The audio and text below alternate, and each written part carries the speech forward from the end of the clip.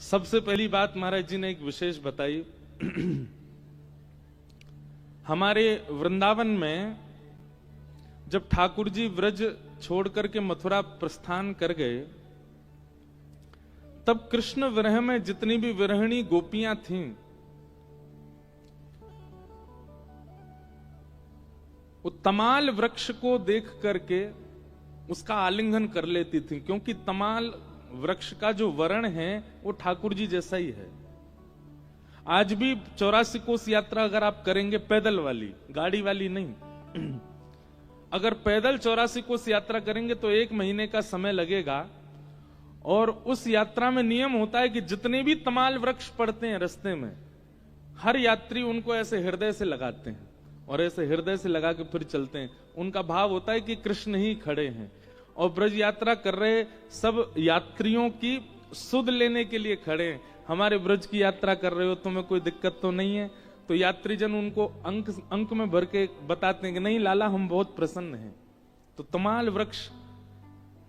तमाल वृक्ष की एक विशेषता यह है, वो केवल ब्रजमंडल में ही होता है।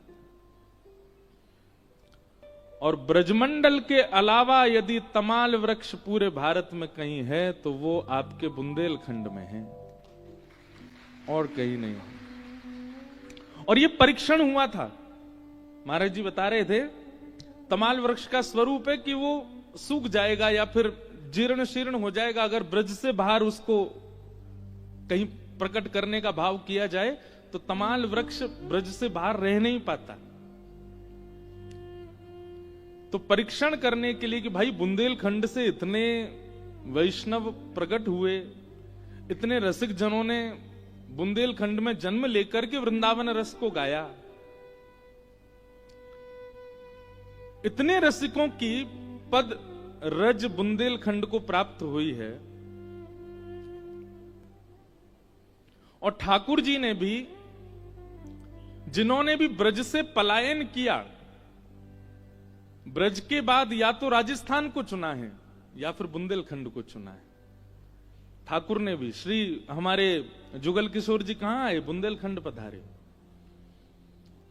ठाकुर वहीं जाते हैं जहां ब्रज हो, जहां वृंदावन हो, जहां ब्रज जैसा कुछ भाव हो। नहीं तो ठाकुर जी नहीं रुकते ऐसे स्थान पर जहां ब्रज ना हो, जहां ब्रज जैसा प्रेम करने वाले ना हो।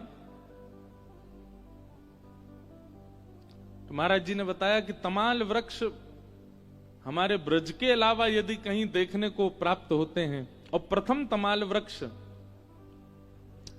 बुंदेलखंड में ही प्रकट किया गया और वे बिल्कुल स्वस्थ और विराज रहे। पडरिया धाम में भी एक तमाल वृक्ष है विशाल। श्रीमद् भागवत में भीष्म पितामह, आज भीष्म स्तुति आएगी, उसमें भीष्म पितामह कहते हैं,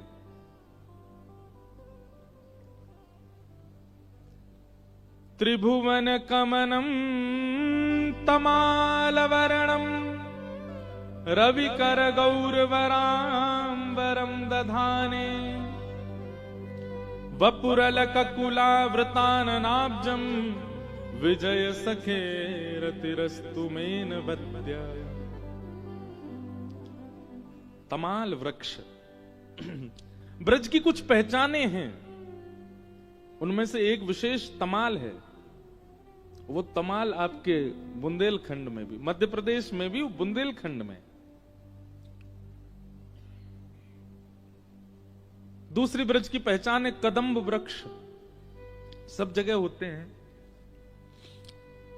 पर कदम्ब के नीचे ही ठाकुर जी अधिकतर वेणुनाद करते हैं, ऐसा भागवत में कितनी जगह लिखा है। कदम्ब वृक्ष पर ही ठाकुर जी जब गैया चराने जाते हैं तो वन में ढूंढते हैं कि कदम्ब वृक्ष कहां है, और कदम्ब वृक्ष को इतना प्रेम करते हैं ठाकुर, उसी के नीचे बैठ के टेक लगा के फिर वेणु रोग करते हैं। आज सुबह हम नरसिंह भगवान के दर्शन करने गए थे। आपके मध्य प्रदेश पर नरसिंह भगवान की भी बहुत कृपा है। समझ रहे हैं हमारी बात? नरसिंह मतलब बाघ, यहां बाघ बहुत हैं। तो आज हम बाघ देखने, बाघ जी के दर्शन कर, हम तो नरसिंह ही बोलते हैं, उनको दर्शन करने गए थे। बहुत सारे दिखे हमको। अब ये तो हमें ही पता है कि कितने दिखे।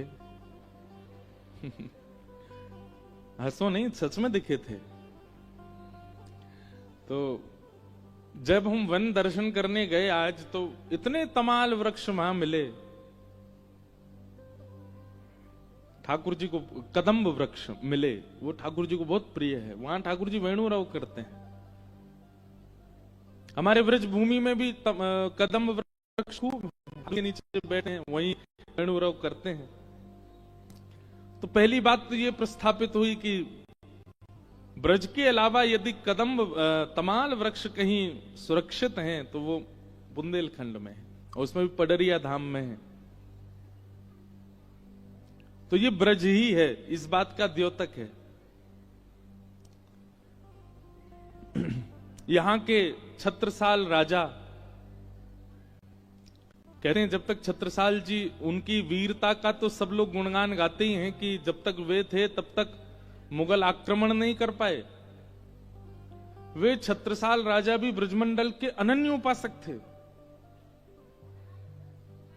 वे, उनके पुत्र दोनों ही, जो लोग कथा प्रारंभ होने के बाद आ रहे हैं वो बहुत सावधानी से आके बैठ जाएं, बस बाकी लोगों को भी कथा सुनने दें।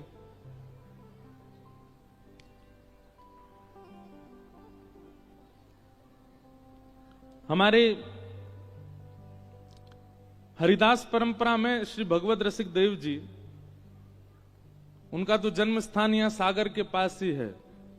वो आज महाराज जी बता रहे थे, गड़ा कोटा करके स्थान है, भगवत रसिक देव जी का ही वो जन्म स्थान है। कितने आचार्य व्रज वृंदावन को गाने वाले, ध्याने वाले बुंदेलखंड से गए हैं। आज ब्रज में जो पद गाए भी जा रहे हैं, भगवत रसिक देव जी के बड़े पद हैं। बहुत पद हमारे हरिदास परंपरा में गाए जाते हैं। उनका जन्म भी यहीं बुंदेलखंड में हुआ। यूं ही नहीं, इतने सारे हमारे ब्रज के ठाकुर आपके सागर में आ गए, क्योंकि रसिक जहां, ठाकुर जी वहां। जहां रसिक नहीं होंगे वहां ठाकुर जी के एकाध मंदिर होंगे, पर जहां रसिक अनन्य हैं वहां ठाकुर जी भी अनन्य हैं। कल दर्शन करके इतना आनंद आया। अटल बिहारी जी, जय हो। अटल बिहारी ठाकुर, नेताजी नहीं हैं, अटल बिहारी ठाकुर हैं। यहां पे उनकी चर्चा महाराज जी सुना रहे थे। बोले सागर में अटल बिहारी जी हैं, उनकी बड़ी सुंदर चर्चा है। बोले अटल बिहारी जी की गैया थी, उसकी सेवा भी पुजारी जी करते थे। अटल बिहारी ठाकुर जी की भी सेवा पुजारी जी करते थे। तो एक दिन बहुत व्यस्तता होने के कारण पुजारी जी ने गैया की सानी नहीं करी। तो भीतर बैठे मुरली मनोहर श्री अटल बिहारी ठाकुर जी ने सोची, बोले हमारे पुजारी जी व्यस्त हैं, आज गैया की सानी नहीं करी है। तो किशोरी जी की ओर तिरछी नजर से देख के बोले, गैया की सानी ना भैया, पुजारी जी बहुत व्यस्त हैं, क्या करें? तो चलो हम ही करे आते हैं। तो स्वयं ठाकुर जी श्री अटल बिहारी ठाकुर जी गए और जाकर के गौशाला में गैया की सानी करके आए, यहीं सागर में ही। और गैया की सानी करके और तुरंत गैया को पूरा प्रसाद सिद्ध करके दौड़ के आए, आकर के अपने रूप में व्यवस्थित हो गए। तभी पुजारी जी ने देखी गौशाला से लेकर के मंदिर तक भूसा रास्ते में फैले पड़े हैं। बोले कौन गए हो भैया? कोई गैया गई है कि कोई ग्वारिया गए हो है मंदिर में? पूरे रास्ता में भूसा पड़े हैं। भीतर जाकर के मंदिर में देखी तो ग्वारियान के राजा, सबसे बड़े ग्वारिया श्री अटल बिहारी ठाकुर जी के गर्भगृह तक भूसा जा रहा और हाथन में भी भूसा लगो है। अपने हाथ से ही सानी करके आए हैं गैया की। ऐसे श्री अटल बिहारी ठाकुर जी आपके सागर में, बताओ ऐसी गैया की सानी तो हमारे वृंदावन बिहारी जी ने भी नहीं करी, हमारे राधा वल्लभ जी ने भी नहीं करी, गोपीनाथ राधारमण जी ने भी नहीं करी। जैसी गैया की सानी आपके सागर के ठाकुर करे। तो भैया ये है। मैं एक बात कहूं अपनी कथा में, बहुत ध्यान से सुनिए।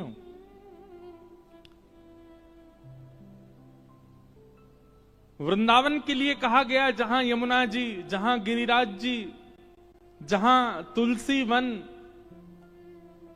विराजमान है, वो वृंदावन है। पर हमें लगता है कि यमुना नदी नहीं, गिरिराज पर्वत नहीं, तुलसी वन नहीं, इनके स्वभाव जहां है वहां वृंदावन है। जैसे यमुना का स्वभाव क्या है, सुनो तो सही एक बार। यमुना का स्वभाव क्या है? श्री यमुना जी का स्वभाव क्या है?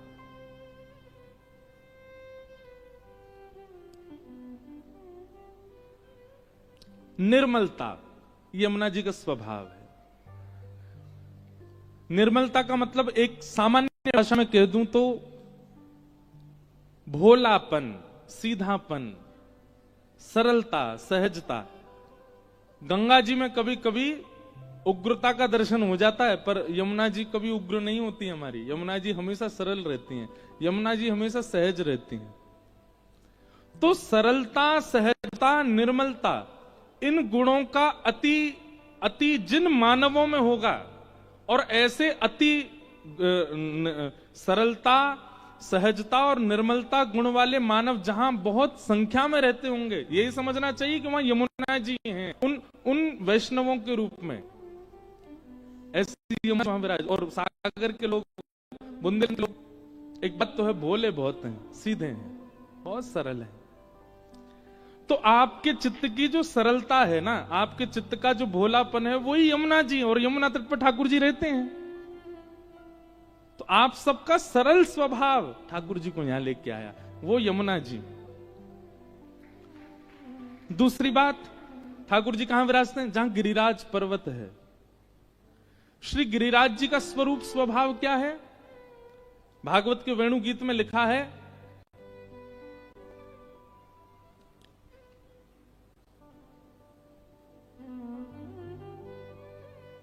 राम कृष्ण चरण स्पर्श प्रमोद। गिरिराज जी का स्वरूप स्वभाव क्या है? उनकी सन्निधि में आने वाले सब ब्रजवासियों को गिरिराज जी फल प्रदान करते हैं, पुष्प प्रदान करते हैं, छांव प्रदान करते हैं। अब तो गिरिराज जी का स्वरूप बहुत छोटा हो गया, पर प्राचीन गिरिराज जी के स्वरूप में झरने भी हैं, तालाब भी हैं, सरोवर भी हैं, कुंड भी हैं। एक प्रकार से सेवा का भाव है श्री गिरिराज जी का। ठाकुर जी कहिए चराने गिरिराज जी पे क्यों जाते हैं? बोले वहां खावे को फल भी मिल जाए, पीवे को सुंदर जल भी मिल जाए, और धूप बहुत तेज पड़े तो बैठवे के काजे छांव भी मिल जाए। सीधी बात, जो सेवा प्रदान करे वो गिरिराज है। और सेवा का भाव भी बुंदेलखंड में बहुत है।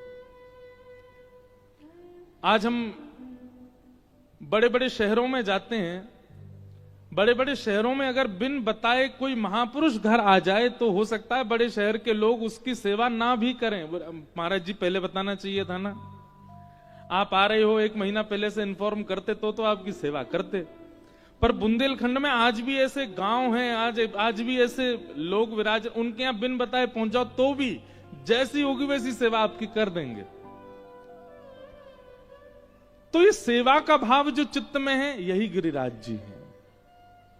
निर्मलता का भाव श्री यमुना जी हैं, सेवा का भाव गिरिराज जी हैं।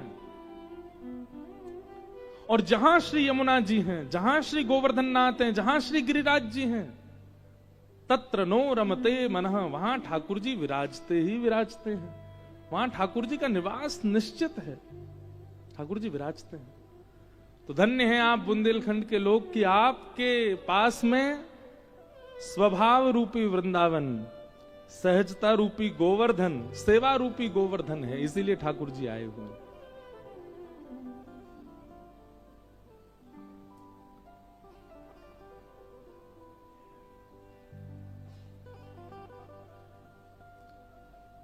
इसलिए ठाकुर जी यहां विराज रहे हैं। बहुत सुंदर, हमको तो बहुत आनंद आया सागर में कल सारे मंदिरों के दर्शन करके। ऐसी प्रतीति, ऐसी अनुभूति हो रही थी ये वृंदावन ही है, गुप्त वृंदावन है। लोग इसको मिनी वृंदावन कह रहे हैं। मिनी शब्द अच्छा नहीं है, लघु वृंदावन कहो। क्या कहो? लघु वृंदावन। और ये केवल इसलिए क्योंकि बुंदेलखंड के लोगों का स्वभाव बहुत सरल है। हम आपसे एक प्रार्थना करेंगे, बुंदेलखंड भले ही कितना भी श्रेष्ठ हो जाए, कितना भी यहां पर आधुनिकताएं आ जाएं, पर आप लोगों की जो सरलता सहजता है उसका त्याग मत कीजिएगा, उसको बनाए रखिएगा। उसी की वजह से ठाकुर जी आए। जो आपका ग्रामीण, भले ही आप शहर में परिवर्तित हो जाओ, पर आपका ग्रामीण स्वभाव जो है वो ना जाए, वो आपका बना रहे। तो ठाकुर जी यहां सदा विराजे रहेंगे, सदा आनंद कराते रहेंगे। तो ऐसे सागर में आने का अवसर मिला। हमारे सागर के पास में ही गड़ा कोटा के श्री भगवत रसिक देव जी का एक बहुत सुंदर पद है। महाराज जी की आज्ञा थी कि इस पद को जरूर आप सुनाइएगा कथा में।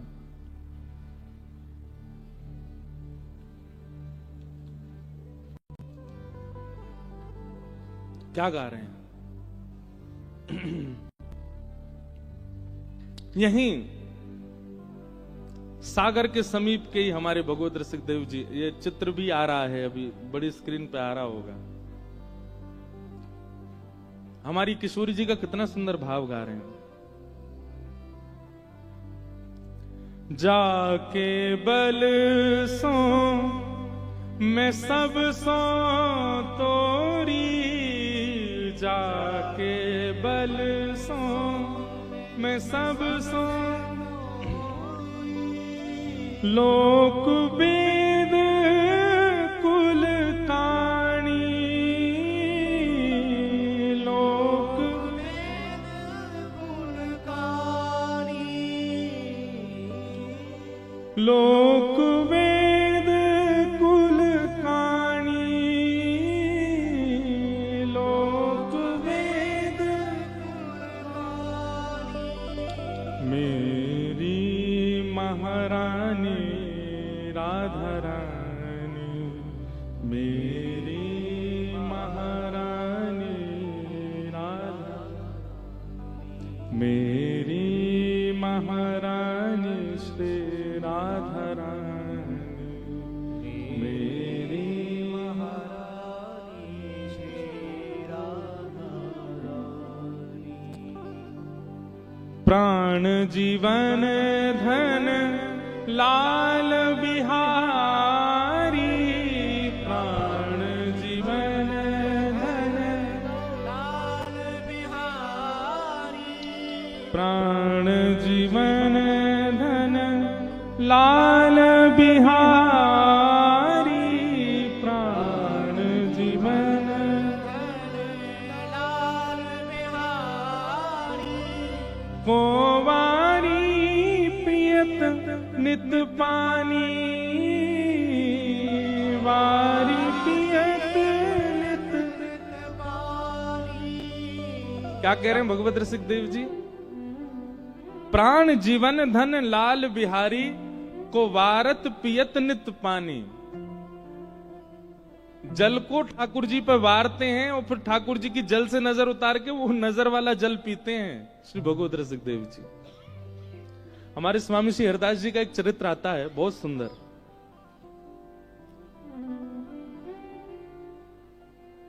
बिहारी जी जब प्रकट हो गए वृंदावन में, शुकुंज बिहारी लाल, बांके बिहारी लाल, तो 12 सोने की मोहर नित्य प्रकट हुआ करती थी उनके चरणों से।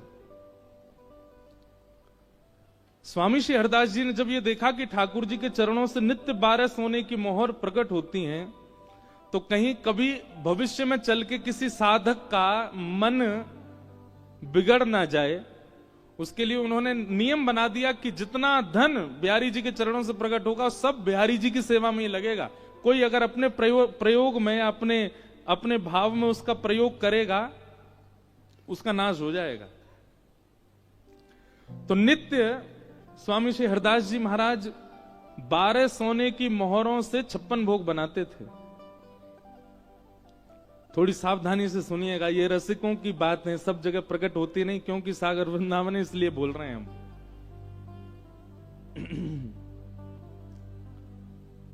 तो 12 सोने की मोहर, कितना प्रसाद बनता होगा उससे। पूरा वृंदावन पा लेता था, और केवल वृंदावन के मानव ही नहीं पाते थे, वृंदावन के वनचर, जलचर, थलचर सब पाते थे। सबको प्रसाद वितरण किया जाता था। स्वामी जी ने नियम बना रखा था, ये पक्षियों के लिए है, ये वनचरों के लिए है, ये जलचरों के लिए है। लेकिन स्वयं स्वामी श्री हरदास जी महाराज वो क्या पाते थे? कुशा। एक कुशा लेते और खीर में बोरते, जितनी कुशा में खीर आती उतनी पाते बस। आजकल के वैष्णवों को सीखना चाहिए, हम किसी की निंदा नहीं कर रहे हैं, पर आजकल वैष्णव ऐसे भी हो गए, घर में ठाकुर जी की सेवा करते हैं और फिर अपनी जीव को जो चाहिए वो ठाकुर जी को भोग लगा देते हैं। खुद की खाने की मन हो रही है पानी पूरी, तो ठाकुर जी को पवा देंगे और फिर भोग का नाम लेके खुद पा लेते हैं।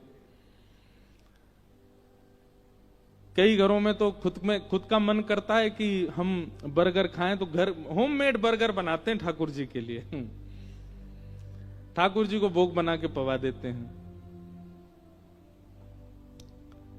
एक घर में तो हमने देखा, परोसा गया हमको भी, मैंने कि भाई ये क्या है? बोले महाराज जी ठाकुर जी को भोग लगा। मैंने ये है क्या? बोले हरा भरा कबाब।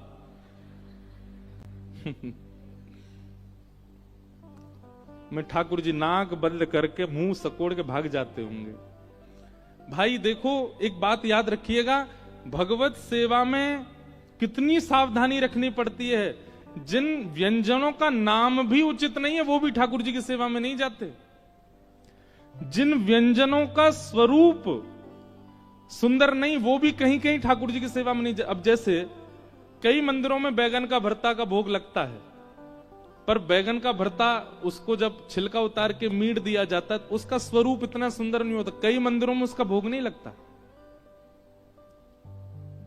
कई मंदिरों में टमाटर का भोग नहीं लगता। क्यों? क्योंकि खोलने के बाद उसका स्वरूप लाल लाल होता है। गाजर का भोग नहीं लगता, मूली का भोग नहीं लगता।